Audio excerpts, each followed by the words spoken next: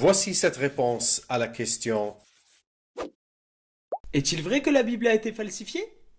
J'ai entendu dire que la première Bible ne contredisait pas le Coran. Le mieux, c'est que tu me dises où, quand et par qui la Bible est censée avoir été falsifiée. Tu penses peut-être à l'époque avant Christ? Non.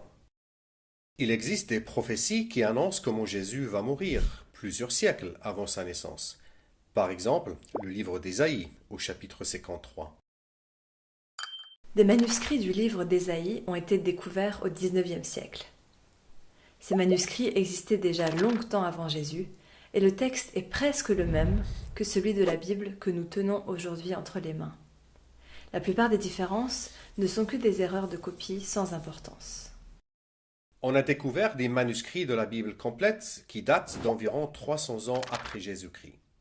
Ils confirment eux aussi la Bible telle que nous la connaissons aujourd'hui, avant même le concile de Constantinople, et plusieurs siècles avant Mohammed. Les évangiles ont dû être falsifiés.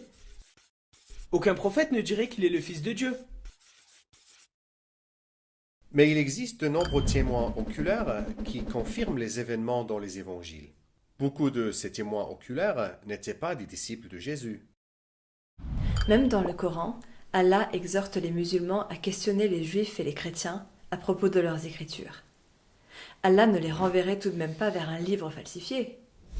Le Coran parle beaucoup plus d'une interprétation falsifiée, pas d'un texte falsifié. Et comment un Dieu tout-puissant pourrait-il permettre une telle chose? Imagine qu'un voleur entre dans une maison, vole quelque chose et mette quelque chose d'autre à la place, et que le propriétaire le regarde sans rien faire. Notre Dieu agirait-il de cette manière? Non. Dieu empêcherait le vol et punirait le voleur. Et si Dieu l'avait permis quand même? Dans le Coran, il est écrit que la Torah, les psaumes et les évangiles sont les paroles de Dieu.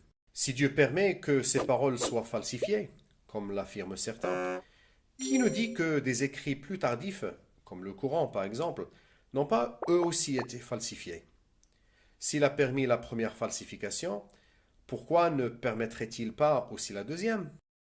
De plus, nous avons expérimenté nous-mêmes comment Dieu a changé notre vie par sa parole. Yeah, if someone said that Bible is incorrupt, is it changed? I don't want to argue with them. I know just that this book give me life, but Quran didn't give me life.